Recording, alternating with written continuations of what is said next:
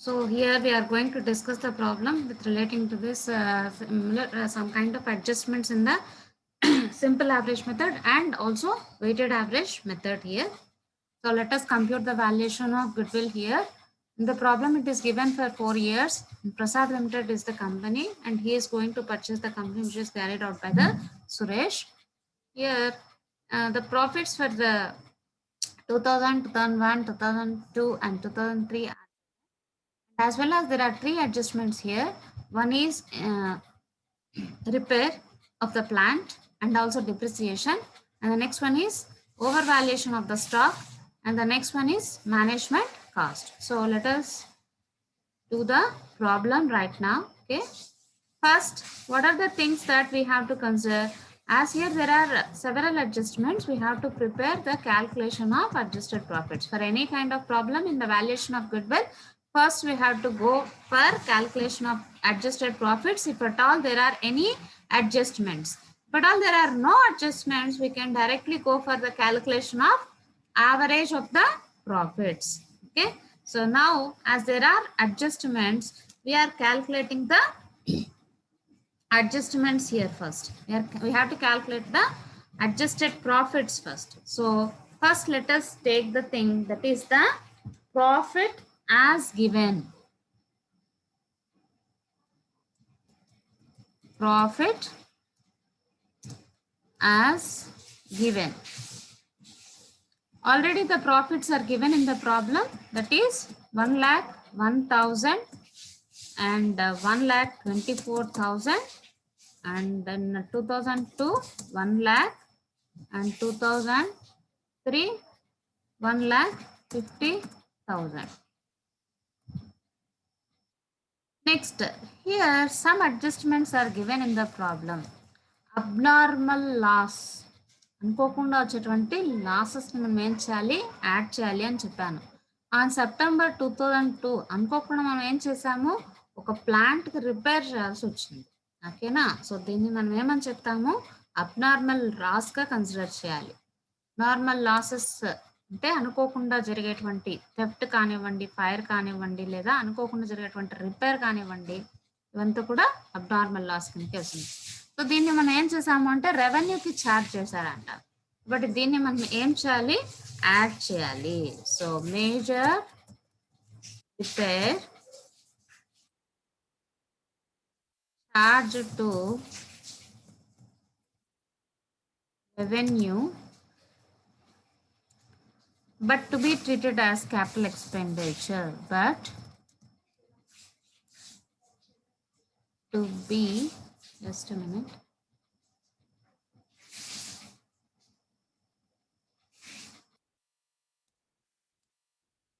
treated as capital expenditure. Okay, so other columns లో నెల్ మనం ఎప్పుడు అడ్జస్ట్మెంట్, ఏ ఇయర్లో జరిగింది ఇక్కడ అడ్జస్ట్మెంట్, 2002లో జరిగింది. సో మనం ఏది కన్సిడర్ చేయాలి, ఓన్లీ 2002 మాత్రమే కన్సిడర్ చేయాలి. జరిగింది 30,000. మనకి ఎంత అమౌంట్ వస్తుంది ఇక్కడ, this remains the same, 1,01,000, 1,24,000, here 1,30,000. So next, what is the next adjustment that is given? Depreciation. Depreciation ని తీసేయాలి అని చెప్పారు. This depreciation to be provided on capital expenditure at 10% on reducing balance method. Reducing balance మెథడ్లో మనము డిప్రిషియేషన్ని తీసేయాలి అంటున్నారు.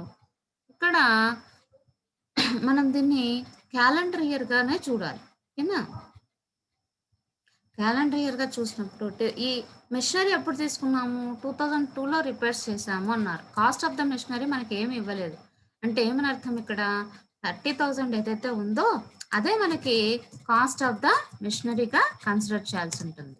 So depreciation to be provided depreciation to be provided on capital expenditure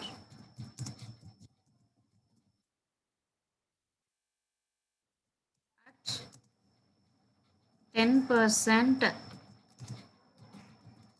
ఏ మెథడ్లో follow అవుతున్నాం మనం? Reducing balance method. మనకు already depreciation చదివారు అవునా, లాస్ట్ సెమిస్టర్లోనే చదివారు. స్ట్రైట్ లైన్ మెథడ్, రెండు మెథడ్స్ మనం ఎక్కువ పాపులర్గా ఫాలో అవుతూ ఉంటాం. ఒకటి స్ట్రైట్ లైన్ మెథడ్, ఇంకొకటి రిటర్న్ డౌన్ వాల్యూ మెథడ్ అని చెప్తూ ఉంటాం. దాన్నే రెడ్యూసింగ్ బ్యాలెన్స్ మెథడ్ అని కూడా చెప్తాం. రెడ్యూసింగ్ బ్యాలెన్స్ మెథడ్ అంటే ఏంటి?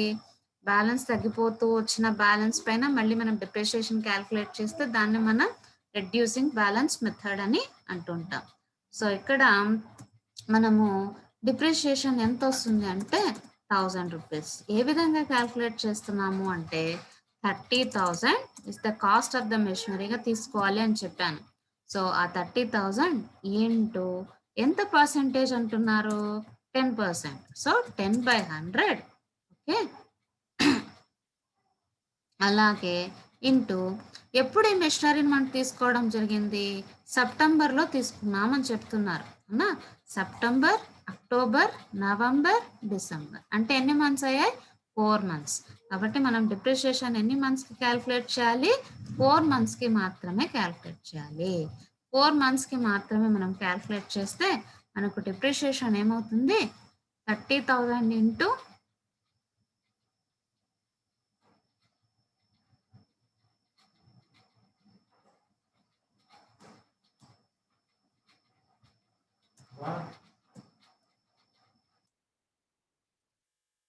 10%. అంటే 10% అన్నప్పుడు దాన్ని మనం ఏం చేయాలి? 10/100 ఇంటూ 4/12. ఎందుకు 4/12 తీసుకున్నాం? అక్కడ మంత్స్ని కన్సిడర్ చేస్తున్నాం. మంత్స్ 4 months కాబట్టి 4/12గా మనం ఇక్కడ తీసుకోవడం జరుగుతుంది. ఓకేనా. So next one, next year కూడా మళ్ళీ క్యాల్కులేట్ చేయాలి. ఎప్పుడు కూడా డిప్రిషియేషన్ ఒక్క ఇయర్ తీసుకొని స్టాప్ చేస్తే సరిపోదు. నెక్స్ట్ ఇయర్ కూడా మనం డిప్రిషియేషన్ క్యాల్కులేట్ చేసుకోవాల్సి ఉంటుంది. ఇక్కడ ఏ మెథడ్ అన్నారు? స్ట్రైట్ లైన్ మెథడ్ అన్నారు అనుకోండి, అప్పుడు మనం ఏం చేస్తాం? జస్ట్ 30,000 ఇంటూ 10/100 అని వేసేసేవాళ్ళం. కానీ ఏ మెథడ్ చెప్తున్నారు? రిటర్న్ డౌన్ వాల్యూ మెథడ్ అని చెప్తున్నారు. So return down value method కాబట్టి 10% ఆన్ 29,000 అంటే ఏమవుతుంది? 2,900. ఇక్కడ ఏ విధంగా చేస్తున్నాము అంటే ఫస్ట్ మెషినరీ వాల్యూ ఎంత? 30,000 మైనస్ 1,000 దాన్ని చేస్తే మనకి 29,000 వస్తుంది. 29,000 పైన 10/100. ఇక్కడ టోటల్ ఇయర్కి మనం డిప్రిషియేషన్ని క్యాల్కులేట్ చేసుకోవాల్సి ఉంటుంది.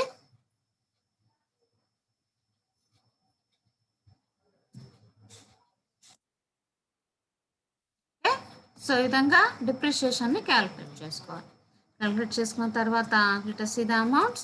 1,01,000, next 1,24,000, next 1,29,000, here 10,000 1,50,000 నుండి 2,09,000 తీసేస్తే 900 తీసేస్తే మనకి 1,47,100. These are the figures that we get.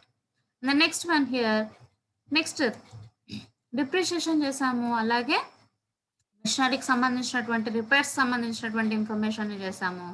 Next information ఏంటి? Closing stock. Closing stock for the year 2001 was over valued by 12,000. Closing stock ఏం చేసాము? ఓవర్ వాల్యూ చేసాం. ఓవర్ వాల్యూ చేసామంటే ఏంటి? ఎక్కువగా వేసేసాము అని అర్థం. ఎక్కువగా వేసేసామన్నప్పుడు రియల్ ప్రాఫిట్ తెలియాలి అంటే ఏం చేయాలి? తగ్గించాలి అవునా కదా. కాబట్టి మనం ఏం చేస్తాం? Less over valuation of closing stock. Year ఎప్పుడు ఒకసారి చూద్దాం. ఇన్ 2001.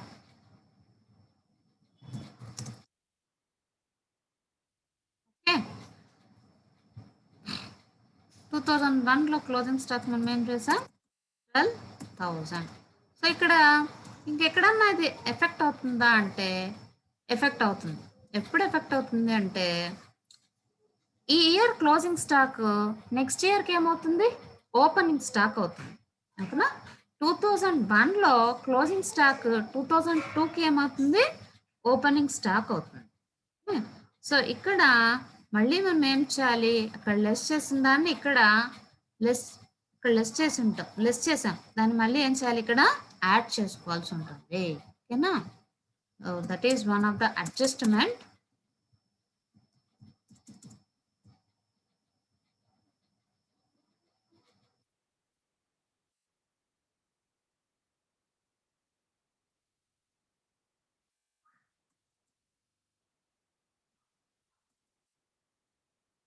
ఎప్పుడు కూడా క్లోజింగ్ స్టాక్ది 2 సార్లు మనం ఇంపాక్ట్ ఉంటుంది కదా, అదేవిధంగా ఇక్కడ కూడా ఇంపాక్ట్ అనేది 2 సార్లు ఉండడం జరుగుతుంది. ఓకేనా? ఫస్ట్ ఓవర్ వాల్యుయేషన్ చేసినప్పుడు ఫస్ట్ లెస్ చేయాలి, తర్వాత నెక్స్ట్ ఇయర్కి యాడ్ చేయాలి. అదే అండర్ వాల్యుయేషన్ చేసామని ఇచ్చారనుకోండి, ఫస్ట్ యాడ్ చేయాలి, నెక్స్ట్ ఇయర్లో దాన్ని మనము లెస్ చేయాలి. ఓకే? సో ఇక్కడ ఎక్కడ వస్తుంది? 2002లో మనకి 12,000 మళ్ళీ రావడం జరుగుతుంది. ఇక్కడ అమౌంట్స్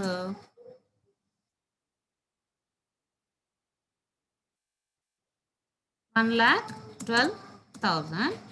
ఇక్కడ 1,29,000లో నుంచి 12,000 యాడ్ చేస్తున్నాం మనం. ఓకే? యాడ్ చేస్తున్నప్పుడు 1,41,000, 1,47,100. ఇంకేమన్నా ఉన్నాయి మనకు అడ్జస్ట్మెంట్స్ అంటే? ఇంకొక అడ్జస్ట్మెంట్ ఉంది. ఏంటది? To cover the management expenses, management cost and annual charge of 24,000 should be made for this purpose of good will valuation. Management cost కోసం ఏం చేశారు అంటే 24,000ని కలుపుతున్నారు అని చెప్తున్నారు. అవునా? సో ఈ మేనేజ్మెంట్ కాస్ట్ కోసం ఏదైతే మనం ఇన్వాల్వ్ అవుతున్నామంటే అక్కడ ఏమని అర్థము? మనము ప్రాఫిట్లో నుంచి కొంత అమౌంట్ ప్రతి ఇయర్ కూడా కాస్ట్ కోసం, మేనేజ్మెంట్ కాస్ట్ కోసం తీసుకుంటున్నాము. అంటే దాన్ని ఏం చేయాల్సి ఉంటుంది? మనము లెస్ చేయాల్సి ఉంటుంది. అంటే ఏమవుతుంది? ఒరిజినల్ ప్రాఫిట్ కనుక్కోవాలి మనం. ఒరిజినల్ ప్రాఫిట్ కనుక్కుంటున్నప్పుడు కాస్ట్ కొంత ఖర్చు అయ్యింది అంటే ప్రాఫిట్ తగ్గుతుందా పెరుగుతుందా? జనరల్గా జస్ట్ జనరల్గా థింక్ చేయండి. తగ్గుతుందా పెరుగుతుందా? తగ్గుతుంది. కాబట్టి దీన్ని కూడా మనం ఏం చేయాలి? తగ్గించాలి. ఓకేనా? Less management cost. ఏమని చెప్పారు? యాన్యువల్ ఛార్జ్ అన్నాడు. అంటే ప్రతి ఇయర్ కూడా ఛార్జ్ అని అర్థం. ఓకేనా? 24,000, 24,000, 24,000 and 24,000. So this must be taken for all the years. అన్ని ఇయర్స్కి తీసుకోవాలి. ఎన్ని ఇయర్స్ ఉంటే మనకి అన్ని ఇయర్స్కి తీసుకోవాలి. తీసుకుని మనకి క్యాల్కులేట్ చేస్తే మనకి ఎంత వస్తుంది? 77,000, next 88,000, next 1,17,000 and next one is 1,23,001.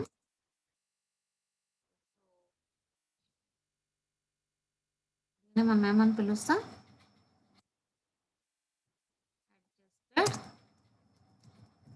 Profit. దీన్ని మనం అడ్జస్టెడ్ ప్రాఫిట్గా చెప్పడం జరుగుతుంది. సో మనం ఇప్పుడు వాల్యుయేషన్ ఆఫ్ గుడ్ విల్కి ఏ వాల్యూ ఆఫ్ ప్రాఫిట్ని యూజ్ చేసుకోవాలి అంటే ఈ అడ్జస్టెడ్ ప్రాఫిట్స్ని మనము యూజ్ చేసుకోవాల్సి ఉంటుంది. ఓకేనా?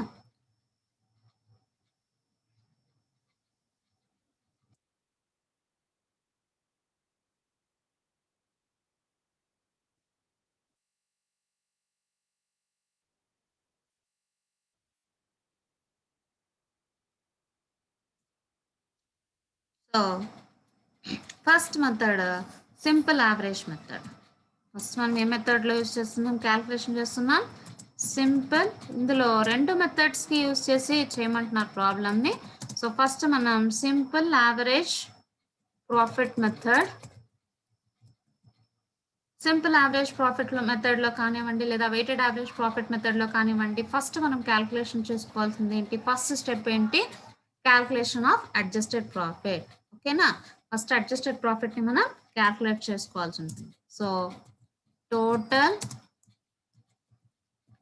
Adjusted profit is equals to ఎంత అవుతుంది? 77,000 plus 88,000 plus 1,17,000 plus 1,23,100.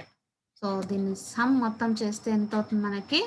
4,05,100.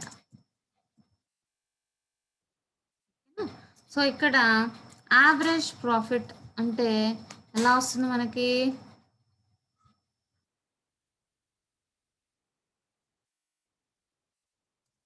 Equals to 4,05,100 divided by ఎన్ని ఇయర్స్? 4 years. ఇస్తే మనకి ఎంత వస్తుంది amount? 1,01,275.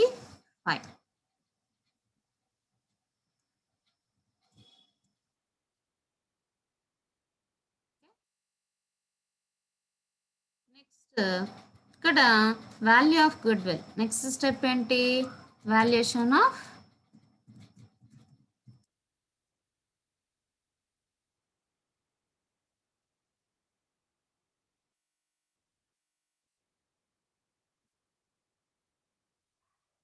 Valuation of goodwill ఏ విధంగా చేస్తాము? అడ్జస్టెడ్ ప్రాఫిట్ ఏదైతే వచ్చిందో దాన్ని అలాగే into number of years purchase ఏదైతే ఇస్తారో దాన్ని తీసుకోవాలి. 1,01,275 ఇంటూ ఎన్ని ఇయర్స్ పర్చేజ్ ఇచ్చారు వాళ్ళు? 3 years పర్చేజ్ ఇచ్చారు. సో 3 years పర్చేజ్ చేస్తే మనకు వాల్యుయేషన్ ఆఫ్ గుడ్ విల్ ఎంత వస్తుంది? 3,03,825 rupees. Okay. So this is the valuation of goodwill under the simple average profit method. Next, second method ఏంటి? Calculation of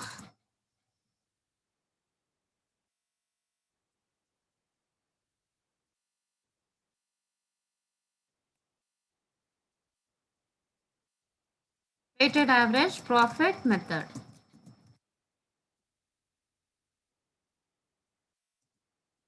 The weighted average profit method మనం ఏమేమి తీసుకోవాలి? Year,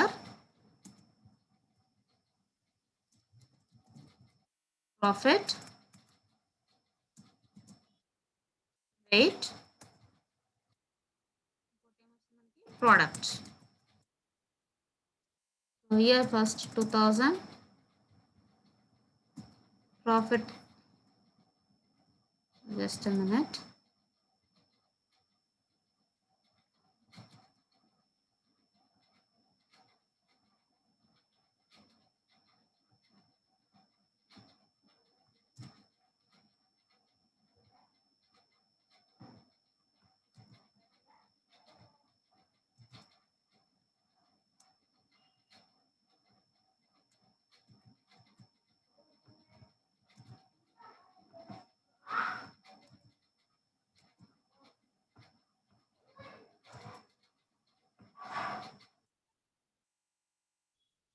Profit, it is 77,000. Weight,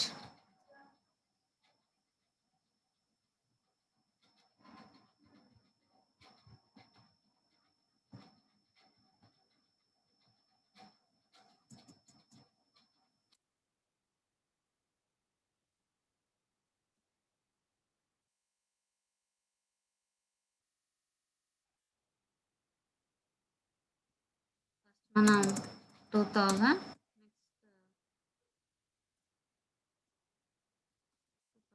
2001, 2002, 2003. These are the years. మనకి adjust చేసిన తర్వాత వచ్చేటువంటి profit అయితే ఉందో దాన్ని మాత్రమే మనం ఇక్కడ తీసుకోవాల్సి ఉంటుంది. 77,000, 88,000, 1,17,000, నెక్స్ట్ 1,23,000. సో వెయిట్స్ ఆల్రెడీ ప్రాబ్లంలో ఇచ్చారు. ఒకవేళ ఇవ్వలేదన్నా కూడా మనము జస్ట్ ర్యాండమ్గా 1, 2, 3, 4 అని తీసుకోవాల్సి ఉంటుంది. సో ప్రోడక్ట్ ఎలా వస్తుంది మనకి? సెకండ్ కాలం అలాగే థర్డ్ కాలంని మల్టిప్లై చేస్తే మనకి ప్రోడక్ట్ అనేది రావడం జరుగుతుంది. 77,000 ఇంటూ 1 ఈజ్ ఈక్వల్స్ టు 77,000. అలాగే 88,000 ఇంటూ 2 1,76,000. నెక్స్ట్ 3,51,000. నెక్స్ట్ 4,92,000. సో ఇక్కడ మనం ఏం చేయాలి, లాస్ట్లో సమ్ చేయాలి. సమ్ చేస్తే మనకి ఎంత వస్తుంది, 10,96,400.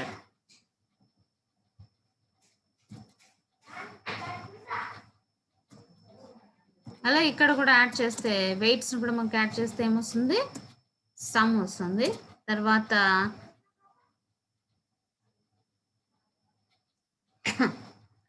యావరేజ్ ప్రాఫిట్ ఈక్వల్స్ టు ఏం చేయాలి మనము, 10,96,400 divided by 10,96,000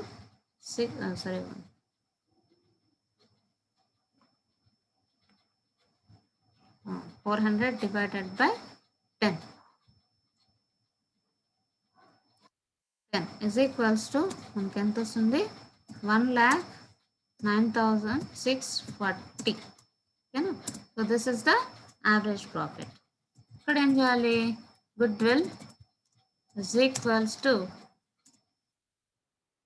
at 3 years purchase is equals to 1,09,640 into 3 చేస్తే మనకి 3,28,920. So this is the goodwill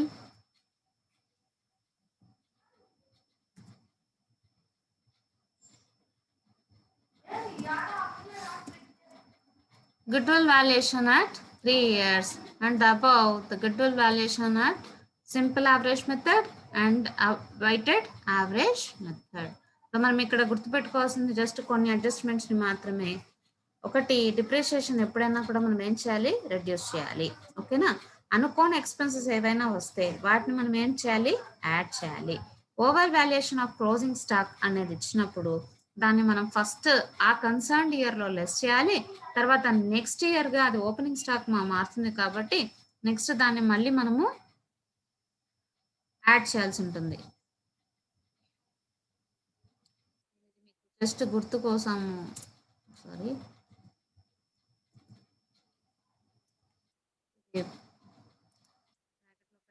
ఇక్కడ ఓవర్ వాల్యుయేషన్ ఆఫ్